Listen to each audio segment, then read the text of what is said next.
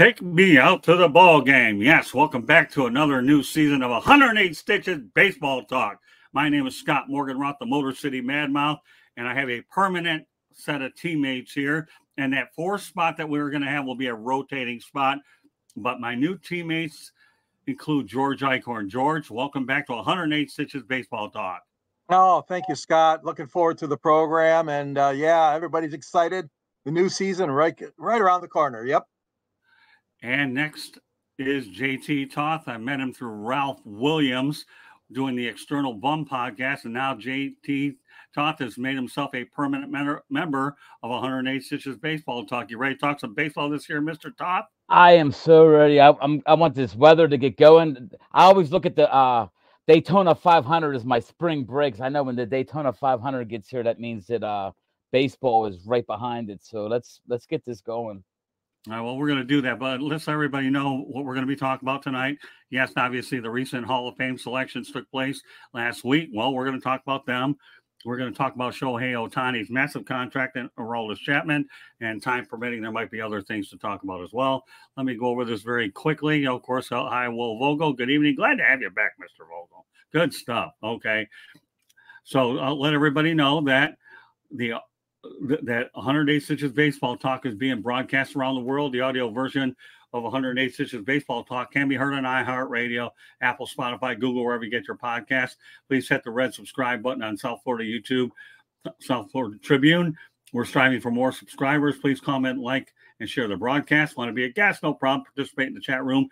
After all, Mr. Vogel earned his way back in on a Thursday night for doing exactly that. Or send your topic ideas to southfloridatribune.com. If you want to advertise cost efficiently, no problem. Give me a call at 954-304-4941. We broadcast live on LinkedIn, Facebook, Twitter, and YouTube. Our website is www.southfloridatribune.com. Twitter/X at Tribune South. Candy Abilene is doing the producing tonight. I have a book out there called Lessons from the Microphone, Tuning into the Enduring Wisdom of Visionary Leaders, available on Kindle and Amazon. It's about old school media versus new school media. And finally, NGBN TV will launch on Roku, Roku, Apple TV, Amazon Fire, and mobile devices. We just had a sneak peek today, which was unbelievable. We talked about all the different shows that were on there. And I'll tell you, it's going to be a great endeavor that we're looking forward to doing. Right now, the Sports Exchange and Pundit Planet are on there. Who knows if down the road whether or not other shows will be on, but it will be on 85% of the homes in the United States and Canada and 4.1 billion mobile devices. Oh, great start here for us today. All right, well, opening topic is Baseball Hall of Fame. I'll break down the numbers. Each of my crew members, I have a chance to say if it was a right call or not. Adrianbeltre, JT, goes into Cooperstown with a 286 mark, 3,166 hits. 477 home runs, 1,707 RBIs, 21 MLB seasons. 95.1% of the vote is what he ended up getting. He plays for the Dodgers, the Mariners, the Red Sox, and the Rangers. Was this a no-brainer or what, JT? It definitely was a no-brainer. I did a little bit of did an article for him today on our website. And 15 years old, he's 135 pounds when he signed with the Dodgers. A couple of scouts noticed him, picked him up. And not only did he play the game the right way, he always had fun out there. I mean, anytime you saw Sports Center, ESPN, Beltre was, having fun with a teammate or actually an opponent. He would hit an opponent in the back with his glove and laugh. And he played the game the right way, and he played the game great. He hit for power, was a great defender. He's definitely a no-brainer. Okay, George. Yeah, getting 95.1% of the vote is really a high honor. You get into that stratosphere, especially like we said on his first ballot for him, and making it to Cooperstown, definitely deserves it. He is a great career, great player. He could connect with the fans. He was a good guy in the clubhouse, from all I hear, and really an asset for the game of baseball. So that one did not surprise me. I didn't know he was going to get that high a support, but he's worthy of it. He really was. So congratulations to Mr. Beltre. Yeah, I think the only stat that really comes to mind is the 3,166 hits is really what it comes down to. Yes, the 477 home runs help, but Fred McGriff thankfully got in last year, but Beltre, the 3166 is the thing that always stands out. I'm actually wonder how many more hitters are going to get the 3,000 hits. That's another story. And let's go ahead, George, and read Will Vogel's comments. Sure. My thoughts on this Hall of Fame class is I like it, but I thought that Wagner would get in this year, but hope he gets in next year. Beltre was a solid offensive and defensive player, and Mauer a good player. Thanks, Will. You know, Will, I have a feeling you're right. I think Billy Wagner does get in next year. I believe it's isn't it, JT, his last year of eligibility, if I remember right? I believe so. I believe that out of this year's, there's Helton was on his 6th year, so he was the only one. Right. The other two guys that got in were on their first ballot, which was unique for how it's been lately. But to get back to Beltre too, the other thing that's amazing, if you look at his stats, he had a 48 home run season towards the end of his career. I mean, he didn't really stop. He was consistent all the way through. When I did the little article that he was 19 years old when he cracked in the MLB. He struggled a little bit. It was his worst year, of course. He came up hit like 220, 215. Made a lot of errors at third base, but then he just totally. I mean, he was a powerhouse. I mean, he just did little bit of everything. The 3,100 hits. Actually, when I really studied his stats, I was shocked that he had well more hits than either the other two guys that we're going to talk about later on in this class. He had the most hits by a good bit. Yeah, that's amazing. How you talk about it too. He did. Anything you want to add to that, George? No, I was just going to echo those comments precisely. I mean, you know, like you said, Scott, and you too, JT. Once you get into that stratosphere, 3,000 plus hits, and you know, it's an automatic ticket unless you did something really gravely bad to the game, or you cheated, as the writers have withheld some guys who have been so-called cheaters or drug users. So, but yeah, Adrian Beltre, what a great guy. Yeah, a lot of hits, good career. Well, I know you're referring to the steroids. Is that correct, George? Yes. Yeah, the steroids era. Yeah. Don't be nice. Steroids isn't a good thing. Anyways. All right, on to the next one. This one's one of my favorites, too. And I had a chance to meet him out in the Cactus League. Todd Helton, 17 years with the Colorado Rockies, 316 average, 2,517 hits, 369 home runs, it looks like. 79.7%. He was 6th on the ballot with 1,406 RBI. Todd Helton played at Coorsfield. You wonder if that'd be a liability to him? No, not really. Todd Helton was a good pure hitter. And when I talked to him, he always referenced the fact that, he, was Peyton Manning. He worked with Peyton Manning over at the University of Tennessee. So the fact that he stays his entire career with the Rockies, to me, I'm thrilled. I mean, you don't get that a whole lot these days. But Todd Helton was humbled and thrilled. And I was rooting for him hard, and I'm glad it only took him 6 times to get on. With that said, George, go ahead. Yeah, Todd Helton, what a great career. And obviously, like you alluded to, the Coorsfield, there have been some talk about that, but Larry Walker, of course, made it into the Hall of Fame. And our friend Scott and I have a great friend, Tony DeMarco, and Tony had the privilege of covering the Colorado Rockies for a number of years. And I'm sure this was great news for Tony, too. Longtime baseball writer, now retired. But like I said, he was on the beat covering the Rockies during much of Todd Helton's career. And you know what? It took him a little longer, but that's okay. He still got 79.7% of the vote, received 307 votes this year. And I think he's more than deserving. I mean, and it's not just the power stats. I mean, he didn't hit 400 home runs. What'd you say? 369, I believe. But, he still had a great batting average, and really knew how to hit and run. I mean, he's a great athlete. Well, it's funny how you mentioned that, because I'm going to go back to Will Vogel. I'll tell you, this kid's got the exceptional baseball IQ, offensive and defensive, but I thought it would take him longer, and Helton thought it would take him longer because writers don't like Coorsfield because of the elevation that Larry Walker got into as well. So, yeah, and he played there as well. Yeah, great. That's what we think too, Will. But I'm glad that you reinforced what we already were talking about. So good stuff, Will. So with that said, okay, JT, what are your thoughts about Mr. Helton?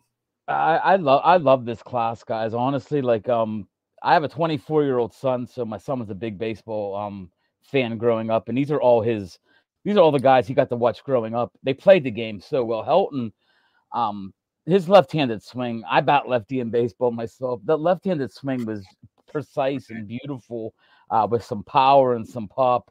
That's all I'll say too. If he don't get hurt, his I believe it was his junior year of college. He got hurt where Manning came in. He was the backup. Manning was the third stringer the year that he got hurt. And then Manning goes on we all know what Manning did. So thank goodness for that injury, because Helton, if he keeps putting up the numbers in Tennessee as a quarterback, you never know what ends up happening. But I really enjoyed watching him play.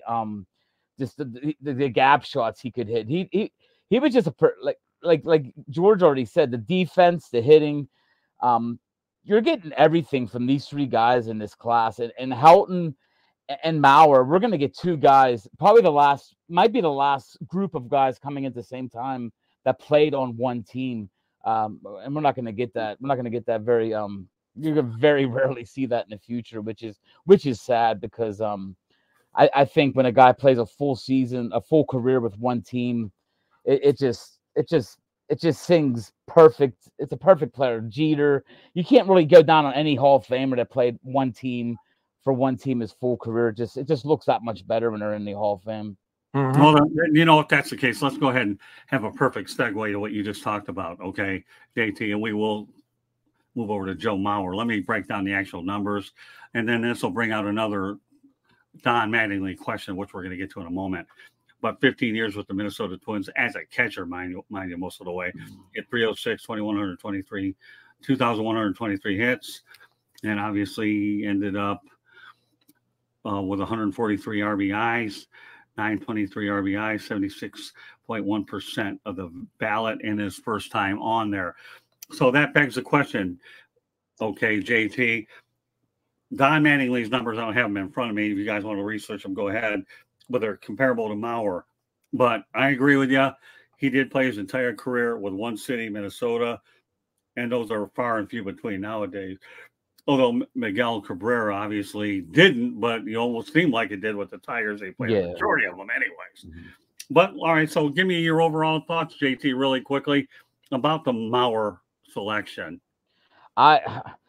This guy, athletic-wise, might have been one of the best athletes to ever play baseball. He was a three-star athlete, a three-sport athlete in high school, basketball, baseball, football. He was the only player in the history of the only one ever to do it. USA Today High School Player of the Year in two different sports, football as a quarterback and baseball as a catcher. Struck out one time his high school career, which I found amazing for the number of bats that he had. Wow. The guy was a pure hitter. I don't know what you could say. Great defense. I think it was one MVP he won. I'm getting them mixed up now. I know Mauer and Beltre didn't win an MVP, which was crazy going back to that. And if we were going by the numbers, I'm actually shocked Mauer was lower than Beltre. I thought that Mauer might actually have been a higher percentage of vote than Beltre, just because of what he was able to do for a Twins team that really never had nothing around him in the lineup for a bunch of years. I thought he played a great career. Another one of them guys that you just loved watching play the game, just loved the game. I mean, these are three guys. We are very lucky this year. I mean, this is a great group of guys that all love the game. They all played the game the right way. You never heard any negative things about any of these players. You never heard any drama, nothing going on with their teams, never any wanting out of their cities. They want to get traded kind of thing. I love this class a lot. And Joe Mauer to me was one of the best catchers in, I'm not gonna say in my lifetime, but maybe in my son's lifetime, who I was going by as a 24-year-old. He got to watch Mauer grow up and he was a fan of Joe Mauer. Okay, George. Yeah, we got a chance to see Joe Mauer a lot, of course. I live in Detroit, and the Tigers are in the same division, as you guys know, with the Twins. So obviously, Joe Mauer had a lot of plate appearances here at Comerica Park in downtown Detroit. And I'll tell you what, you hit it, you nailed it. This guy is a consummate pro. He's not going to cause trouble on your team. He's not going to be a loudmouth in the locker room, and he's going to make his actions on the field stand. You know, like an Alan Trammell type of player, like a guy that, just goes about the daily business of loving the game, passion for the game. And I really think that you guys nailed it. I mean, these three guys here, they all love the game. And Mauer, yeah, I was a little surprised, but he was above the 75% threshold that puts you in the Hall of Fame, and on his first year of eligibility, I agree. Though, I mean, he should have got more support than what he did, even because he was Mr. Twin, no question about it. I mean, you look at a franchise like that over the years, like Kirbypickett, and you think of harmonkillebrew and Tony Oliva and guys like rodcarew. I mean, they got guys that are there and guys that are really there because they love the game. And Joemauer certainly is a class act, and I'm happy that he went in. And you're never going to go wrong with somebody like Joemauer on your team, obviously. Well, let me bring up the Mattingly reference. I found it myself. You talk about Mauer at 306, excuse me. Mattingly was 307. His hit totals are 2,153. He ended up having more home runs at 222, runs batted in 1099. So there you go. There you have it.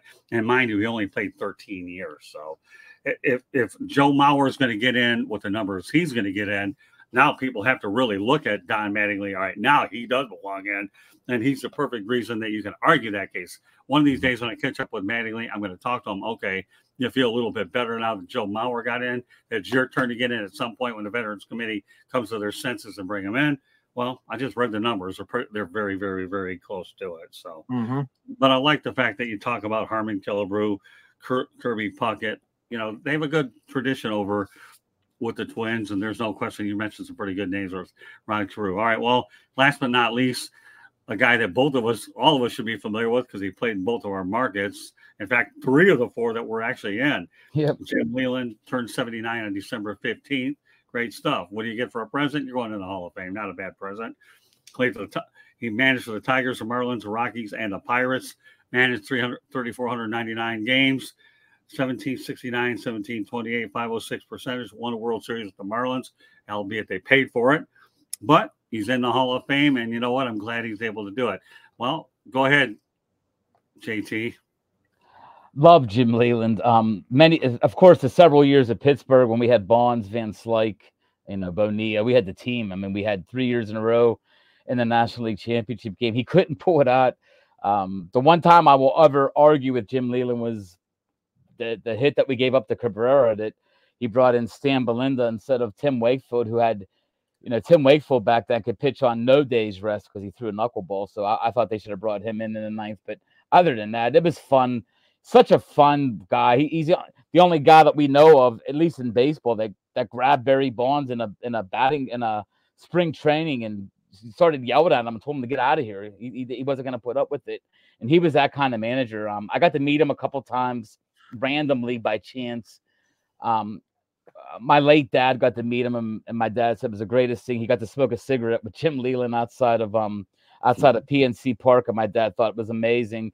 And he was that kind of guy. We used to watch Pirate games as a kid. I was 16 in 1990, so I was going through my senior year of high school when the Pirates were real good with Bonds and that. And you would watch him on.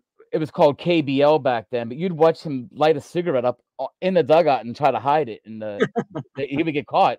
He was getting caught all the time. It was just, he was that kind of guy that he was worth watching the game himself. And that was back when I'm very lucky that we had him as a manager back then, even though we didn't win at all. I met Leyland many times. One of the nicest people on the planet. I mean, at the time with the Tigers, of course, I used to go to a lot of spring training games, and he'd be up in the press box when he wasn't managing. And I saw him at the All-Star game in Miami. You just cannot ask for a better person to get in. And I'm glad that he's able to finally enjoy the fruits of his labor to actually get in. So, yeah, Jim Leyland, thankfully he did get in the Hall of Fame, and he's be able to enjoy it in a matter of months. All right, George. Yeah, Jim Leyland certainly deserved the honor. He was named on 15 out of the 16 ballots. And that's not easy to do. I mean, you got a lot of great names. This list included, just to remind our listeners, guys like loupiniella and Cito Gaston and Davey Johnson among the managers. And all 3 of those other guys certainly deserve recognition and maybe someday a trip to Cooperstown as well. But Jim Leyland, passion for the game, passion. He loved the sport. He talked about it all the time. He always was available, like Scott said, to talk to the media, to do interviews, one-on-ones. whenever he could. I mean, sometimes we know that the PR people get in the way of that access, if you will. But Jimmy Leland was loved and adored here in Detroit. I'll never forget when the Tigers clinched a spot in the World Series, and owner Mikeillitch was already showing signs of his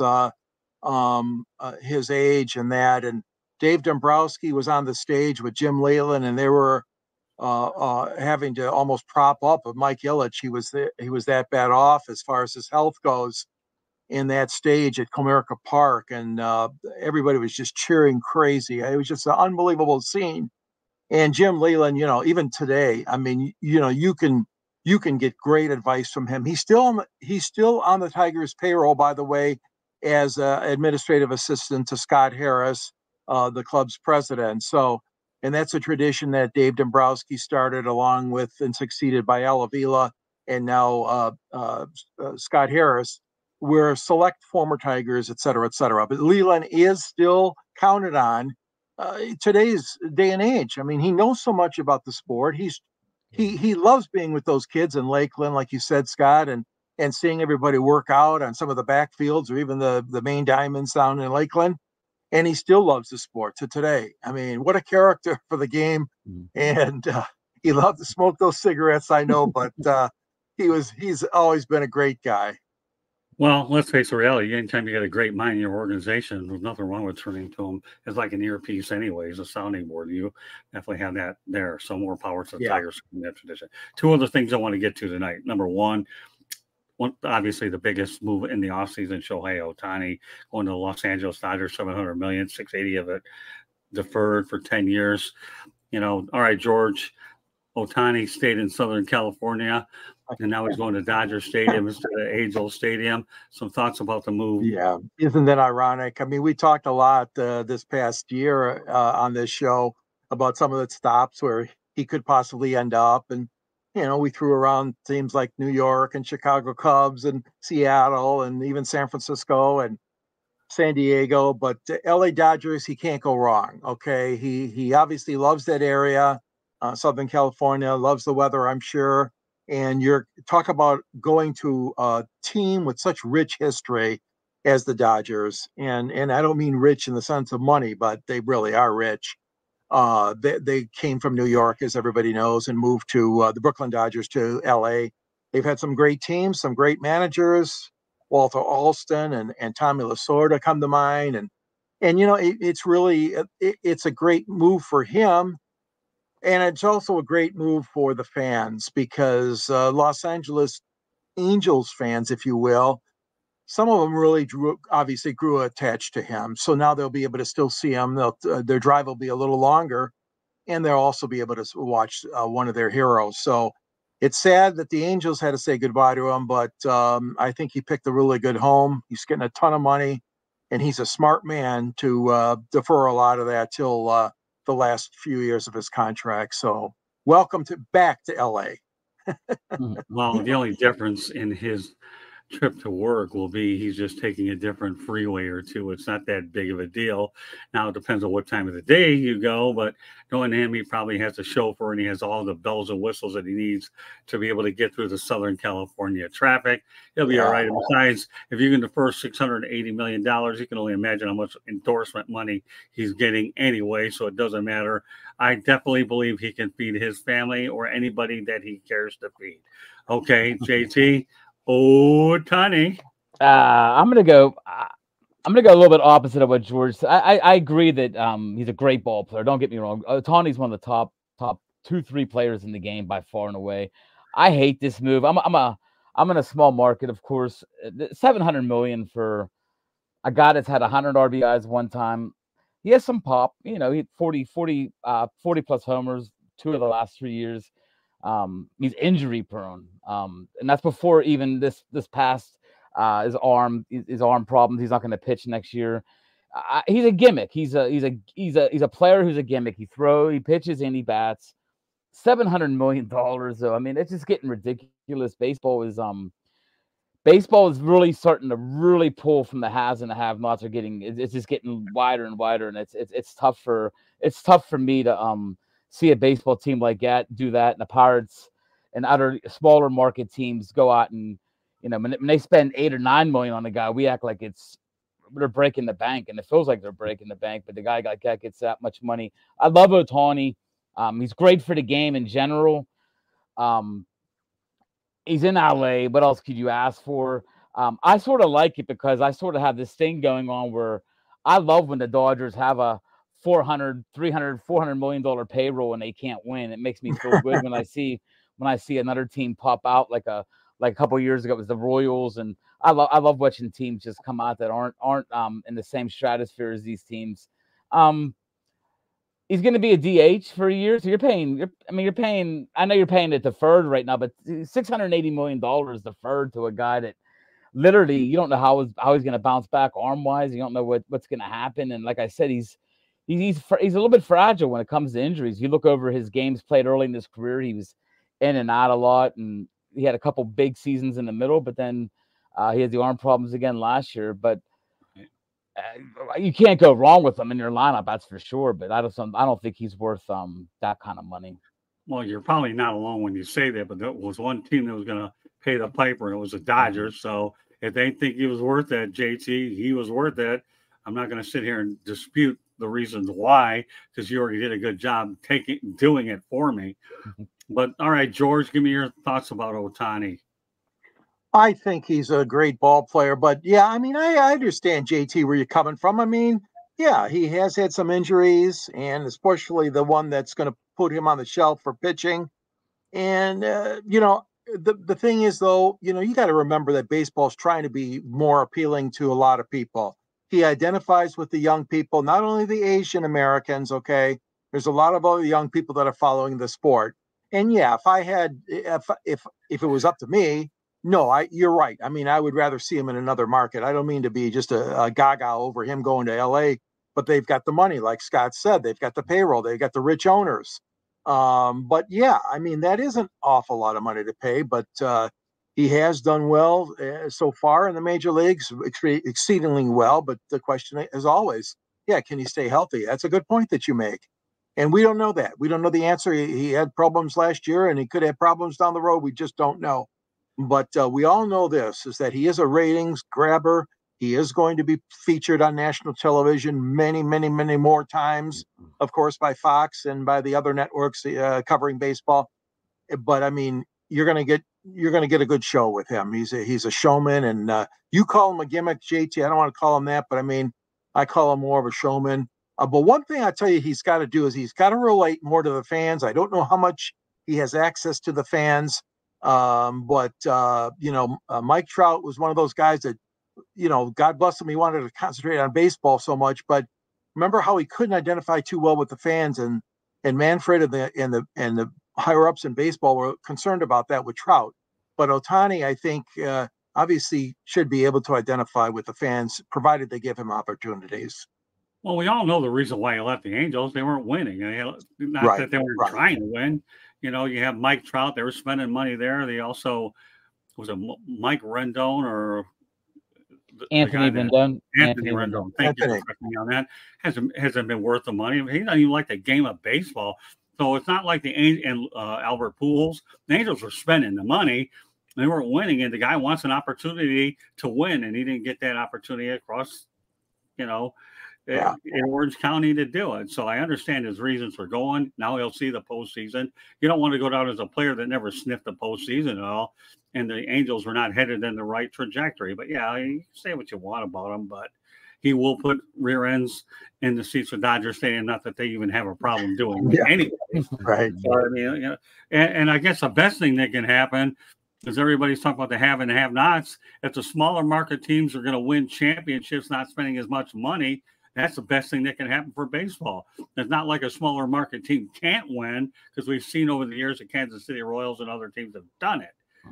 But, you know, not always. If bigger market teams would win all the time, what about the New York Yankees? They've been out of it for a while. Yeah. But it's a story we're definitely going to revisit. But obviously one of our top off-season headlines. Last topic I want to get to tonight, unless you guys have some basic news in your markets, but it'll be very briefly. Well, you talked about, JT, you know, Pittsburgh not spending a lot, but they did open up the checkbook for at least a year for Aroldischapman, whatever he's got left in that arm of his. 1 year, $10.5 million in Pittsburgh. I'm going to ask you, are they excited about that signing in Pittsburgh? I'm going to tell you something. I think that they signed him. I think that Ben Cherington signed Aroldischapman for the fact that he couldn't get anybody else. He tried to get Sean Manaea. Manaea turned down the Pirates deal. They were trying to get in on Dylan Cease, but the White Sox right now want the Brinks truck backed up to the. They want everything for Dylan Cease right now. The Pirates ain't going to give up the prospect. So he was feeling. I think the signing was just a guy that would come here. But looking at the signing now with David Bednar and Chapman in the back end of that team, if we can get 6 innings now out of our starting pitching / middle relievers, it's going to be tough to beat the Pirates late in the game with a left-hander like Aroldischapman, and then you got Bednar. If Chapman's arm is back to even 98, 99 and just got his slider back, I mean, he's not going to throw 103, 104 miles an hour like he used to with the Reds. But I'd say we're a little excited in Pittsburgh, but I think it's like I told you before, it's $10.5 million. We're not used to hearing that number. So it's like, wow, we signed somebody for, you know, we don't do that very often. But I do believe that the Pirates wanted to get a starter with that money, and they just couldn't get one to bite. The rumor was they actually outbid for Sean Manaea, but Manaea turned down the Pittsburgh Pirates. So we're excited to a point, but I think it's tempered. It's tempered. I think people are like, you know, when I first saw the move, I had about 5 buddies on social media say that was a good move 10 years ago, which is, you know, that's a true statement. So, you know, it's a tempered excitement. Let's put it that way. Well, let's put it this way. You're excited because a big name player decided to go to Pittsburgh and you think he could be an asset. And unfortunately, no disrespect to the Pirate fans or Pittsburgh fans, you haven't had many big names circulate your way to Pittsburgh. So you've got a name. Let's just hope you can do something with that name. All right, George, some quick thoughts about Chapman. Yeah, I thought it was an interesting move as well. I really, this sometimes does happen though. I mean, there are times, but usually you're right, JT. It's usually when you're a little bit closer to being a contender. You're a little bit, perhaps even on the fringe of being in the upper top of your echelon of your division. So, but the fact of the matter is obviously he wanted a good contract. He got one for 1 year, so it was definitely a player's contract. And you know, say what it is, the Pirates are giving it a shot, you know, and even if they couldn't get other starters to come over there or to sign with them. You're right. They got a good bullpen now, the 1-2 punch. And it basically, you know, he made the final decision, obviously. We have no knowledge of whether any other team offered him anywhere near that amount. But the fact of the matter is Pittsburgh is a good baseball town. You guys have been on a tough sled for many, many years now. And you mentioned Jimleyland used to be there, of course, and Bonds, and you got Andrew McCutcheon and Willie Stargell. I mean, what a great franchise city that's been for many, many years, decades.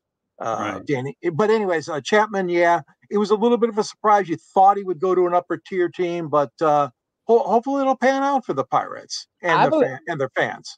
I believe too, if Paul Skeens was ready right now, if Paul Skeens was up here next year, like if we had that guy like a Paul Skeens thrown at the top of the, he ain't going to start here probably till June at the earliest. If he even comes up at all till real late in the year. But if we had a guy like Skeens and Keller with a couple other guys, we just signed Marco Gonzalez from Seattle. And then I would be really excited. I'd be like, wow, we got the pitching, but we don't really have the guys that can go 5-6 innings religiously. So it'll be interesting in how and when they use Chapman in that bullpen. Well, let's go to a comment from Will Vogel. I'll read it. As a Yankees fan, we didn't see a lot of good stuff from Chapman. He could help this young Pirates team, even though he doesn't have the heat he used to have with his pitches. That's exactly what you just said. So, in that sense, there, JT, you and Will Vogel, great minds think alike. So that concludes this edition of 108 Stitches Baseball Talk. I'll go to you, JT, real quick. Is there one piece of news that you'd like to get out really quickly? And make it about 10, 20 seconds that we should know about in baseball. I got real quick, there's a ton of free agents still out there, which is crazy. Justin Turner, he's supposed to be signing soon. You got pretty much position players at every position right now that haven't signed. Reese Hoskins just signed. That was another guy that was out there for the longest time. So there is definitely some talent to be had out there still. So teams like the Pirates, Tigers, teams that don't spend as much money, they have a chance now to, grab a free agent, maybe for a little bit cheaper than what you normally would in the past. Okay, George, real quickly. Yeah, we just received word that Jimmy Williams died, the former big league manager. Of course, I remember him with the Blue Jays and the Red Sox, and good guy, 80 years old. So rest in peace, Jimmy Williams, a solid manager over the years in baseball. Yeah, I'm glad you brought that up. Right. Well, that does include this edition of 108 Stitches Baseball Talk. Right now, I'll let JT talk to everybody know how they can get a hold of you. JT, go ahead. Yeah, JT at draft412.com if you want to get me by email. If you want to get on my website and check out all the draft prospects that we do over at Draft 412, get on www.draft412.com. It will be becoming draftnation.com here in the next couple weeks. So I'll be a Draft Nation employee, not a Draft 412 employee. So that's it. If you want to get a hold of me, talk about football prospects or baseball or basketball or hockey, I'm your man. And not only that, I work with you on the External Bum podcast on Friday with Ralph Williams from, I think it's 10:30 to 11 o'clock Eastern time, right? Is that correct? Yep, that is correct. Yeah. All right, George Eichhorn, go ahead. Yep, I can be found at the South Florida Tribune under the Motor City Tribune, where I write columns, and also locally in the Detroit Monitor. You can reach me at SanG Sports99 on Twitter, or George Eichhorn under LinkedIn, or geichhorn@yahoo.com. And also, I have a book out there too, and Scott's got a great book out there. And you can find out more about my book, Detroit Sports Broadcasters on the Air. There's a link to it at the end of my sports columns. So great to be on the show here again tonight with you guys. Well, I'm glad we have 108 Stitches Baseball Talk. It's a show that definitely I've had going on for a long time. I just want to make sure I have the right crew. I feel very confident we have at least 3 aspects of it. We'll have a rotating person as well as guests, so stay tuned. Monday night is the night that we've decided to bring it on. With that said, 108 Stitches Baseball Talk is being broadcast around the world. The audio version of 108 Stitches Baseball Talk can be heard on iHeartRadio, Apple, Spotify, Google, wherever you get your podcasts. Please hit the red subscribe button on YouTube South Florida Tribune. We're striving for more subscribers. Please also comment, like, and share the broadcast. Want to be a guest? Well, we'll know how to get in there once in a while. We usually have him on Thursday nights. When we do bring him on, he's a good contributor in the chat room as well when he is on the air, but he's a good example of it. But also, please participate in the chat room. Also, send your topic ideas, South Florida Tribune at gmail.com. So take a breath. Yeah. Okay. Breath taken. If you want to advertise cost efficiently, give me a call at 954-304-4941. We broadcast live on Facebook, LinkedIn, Twitter, and YouTube. Our website is www.southfloridatribune.com, Twitter /X@TribuneSouth. Candy Ebling is producing the show tonight as well. It does a marvelous job on the website. I have a book out there called Lessons from the Microphone, Tuning into the Enduring Wisdom of Visionary Leaders, available on Kindle and Amazon. And that pretty much talks about old school media versus new school media. And of course, now I'm a part of NGBN TV. So this is a great endeavor. We'll get more details as we continue to go on. You got the logistics earlier. It will be in 85% of the homes in the United States and Canada and 4.1 billion mobile devices. So on behalf of JT Tuth and George Eichhorn, my name is Scott Morganroth, the Motor City Madmouth. Thank you for joining us on this edition of 108 Stitches Baseball Talk. We will see you next Monday night. Have a great week, everybody. Thank you.